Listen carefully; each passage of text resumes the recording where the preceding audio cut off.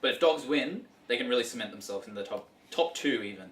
Because no one will catch them on for and against. They're doing quite well. No, so that's pretty good. big game, that. Big game. Big game. Next game, Manly versus Roosters. Manly will win that. That's bad enough on that. Oh, mate, come on, let's talk about this. This is my favourite game. You know why? Because why on earth is this your favourite game? Because it's like, these two teams, it's just great to see either one lose.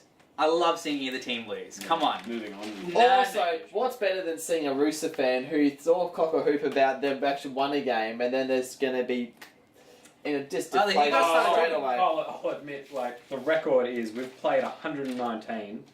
Manly have won 78. Roosters have won 39. At home, at the Roosters' home ground, Manly have won 33. Roosters have won 22. Biggest win is 56 to Manly. Roosters have won 2 of the last 13 ever since Fittler left. There's just nothing going for us in this game. It's just like, yeah, Manly will win. Sweet. Yeah. I can deal with that. I'm okay with it. It is our worst record in the entire comp. I'll tell you what, man. I'm picking a smoky. I reckon Roosters win. I tip Roosters. Mad. I think Pierce will have a blinder. Well, Pierce will have a blinder. But... Save your okay. If Takarangi plays, we have a chance. It's Nasta's 249th game. Who cares? Very important. His 249th game. So his 250th game, Michael, is against the Sharks, which we should go to. We're going to that game. So we can laugh at him. Great, Nasta, overrated captain. Brisbane South. Brisbane. That's a cracker. That is a great game. Petro's 300th game, actually. Actually, yeah, no, it should be good. I might. Petro's 300th. Look, Brisbane have it over South. Big time. 20-5. 1 draw, right? And 1 draw. 26 games with only 5 wins. It's Brisbane for that. And remember that wet weather game last year? Yeah. That was their last game. Hectic game. Very hectic. Last time Rabbits won was that game. But yeah, Brisbane won earlier in the year, but I think Souths have got a few more players together now. Yeah. Getting those combinations right. Reynolds has kicked in, he's had a bit of experience. So I think it'll be going okay. I think Corey Norman's kicked in with the experience as well. Oh, he's played great this season. People had heard of him before this season, so they knew about him. He's still very raw. He is very raw. And there were question marks at the beginning of the year who would take the 5'8" position at the Broncos, and he has stepped up. He's taken it so flawlessly, and his running game is so good. And his kicking game is great as well. It's good. But if you want to talk about underrated players at the moment, or players that aren't talked about, think about Corey Norman. Eden Caesar from Titans, Caesar. Hugely under-talked. He's starting to get talked up now. Well, if you were guys. If you're a fanatical Bulldogs fan, you'd understand that Caesar has been biding his time, you could say, in the New South Wales Cup with Reynolds. So you could say that this has just been, it's going to happen. Unfortunately, so happy for the Bulldogs. Titans need help. The NRL feels sorry for them. They only owe the NRL hundreds of thousands of dollars, so let's just give them Aiden. Make him go well a bit, then he'll get second year syndrome, and then see how he goes then. Well, Scott Prince has done nothing since 2010 when he was the best halfback in the league. Signed a 5-year deal and then started sucking up. after. Better than Thurston, and now he's just... he's been in a coma until this year, now he's starting to play a bit of footy again, they're starting to get some wins. Form team the Titans, the form team. Yeah, next game, Cowboys-Canberra. You know what, this game on paper looks utter trash, but there's actually really cool stats with it. It is. Cowboys have never beaten Canberra by more than 16. That's all they need. That's amazing. That statistic's in jeopardy. For that team in general, that's pretty good. They've played 29. Cowboys have won 11. Canberra have won 18. So Canberra actually have it over Cowboys. Which is amazing. If I was Ricky Stewart, I'd be warming that seat now. He's but at Derek warming Farmer, it up. Tell you what. At Derek Farmer Stadium, 7-all. 7-all. Very tough venue for the Cowboys. Well, it's definitely going to be 8-7, don't think about it. Canberra like to win at Dairy Farmers, apparently. Alright, so guys, that's just a quick preview of what it's going to be about. We got Mike's 2 cents coming up now. This is going to be about the Dalian, I believe, deal, is it? Dalian? Or do you want to... Also got Dragons and Titans, but no one cares about Oh, well, I mean, they're both... Dragons and Titans, same Say winner. Say winner. I don't want to. I would say the winners would be injuries if Ben Crane and Dean Young go down, but... That would be the greatest... Man, probably kiss you on the face. If that happened, be great. I've got a girlfriend, it's alright. Let's not do that right now, however. We've also got nice Tigers, guys. Yet. Nice Tigers, guys. What about it? You know what, Mike? Happens once a year. Yeah, once a year. Tigers. Yeah. Nice. This game happens once a year. You never think about it. Since 07, they've only played once a year. They've played 16 games. Tigers have been in the comp for, 12 years. Played 16 games. Knights have won 7, Tigers have won 9, and Tigers have won the last 4, and at Knights' home ground, it's 4-all. Definitely think Tigers want to bounce back from the pathetic performance of the last time. Can the Knights ever bounce back? However, you could say that with the unfortunate passing of Robbie Farah's mother, would have had significant impact on them. Yeah, However, I think so. I reckon if they had Farah, they would have won. I've still got to say that the fact that you saw Braithen Nasser in open field running away from players was embarrassing. That was embarrassing. That was pretty. The Tigers, yeah. Don't see that every week. I was or every pretty year. stoked about that one. I was like, oh, good stuff. First thing Nasser's done since that field goal in 2010 against the Tigers, ironically. You guys have a pretty good record against them. Well, last Yeah, 2 we games. do. Yeah, it's pretty good. I don't know what it is, but it's good. I know that. In the next coming weeks, we'll find out, I suppose. Yes. Segment at the end of each week that we'll do with Mike expressing and venting his anger or displeasurement of certain things in the NRL. It could be some good things in the NRL, but most of the time it's a little bit negative in the NRL, the way things are structured and work. So, Mike, with his 2 cents, we're going to talk about the Dally M and the man of the match has been highly talked about and ridiculed by the New South Wales and Queensland selectors. So, Mike, take it away, please. All I'm going to say for Daily M is that those people who actually watch this, the few of you who do, I would like you just to check the Daily M's. That's all I'm asking. I'm not even going to talk about Daily M's. I'm just going to ask you to check the Daily M's. It's in the paper. I'm not too sure. It's either Monday or Tuesday for most of the games now. You would be surprised when you check that. Well, who's winning at the moment? Cooper Cronk's winning at the moment. Well, that's fair. But He's the been thing playing is- very consistently. And that's fair enough. However, you need to check week by week those players who might only get 3 or 4 votes for the whole year, and you'll be surprised when they get them and who doesn't get them. So all I'm asking is for you to check, because honestly, it's a joke. So that's that.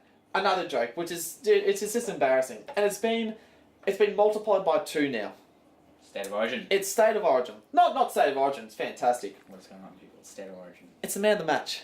The man of the match has been an absolute joke. If anyone watched that game, the first game, please, Greg, we watched it. You will understand Nate Miles getting man of the match in the first game is an absolute travesty. He wasn't on in that entire highlights package. He did play pretty well, but overall, I mean, how did Brent Tate not get the man of the match in that game? What did they base it on? Did they base it on stats? Because he loses on stats. Ashley Harrison, more meters, more hit-ups, more tackles, played more minutes. Nate Miles just played just under 2/3 of the game. Yeah, Ashley Harrison, you could tell he wasn't 100%. He played 80 minutes. Did they base it on impact on the game? Billy Slater drops 2 or 3. He's lucky to catch the first one. Brent Tate, they start bombing him. Diffuses every situation. Out of position. He's not a winger. Unbelievable. He's not even a winger. He is a centre, people. He's a centre. He played on the wing because he's so versatile, and he diffuses the bombs that New South Wales, apparently put at him due to the fact that he's not normally a winger, because he'll drop it. He doesn't drop it. He catches all of them. He makes line breaks. He makes passes. Oh, the line breaks. Who remembers that first game?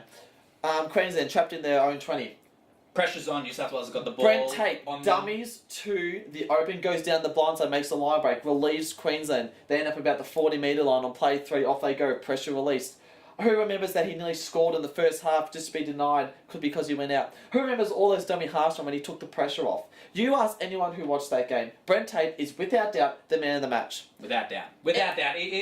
For a guy to come back at his age through all his injuries, through all the stuff he's gone through, Israel Folau, Carmichael Hunt, they're all gone. They're all the players that are keeping him out. New guys, Jarrell Yair, Young, keeping him out of the team. He's injured, a lot of injuries, a lot of players savaged. He comes back, everyone thinks he's over the hill. He plays an absolute blinder and gets no recognition from it. And the fact is, so they didn't base it on stats.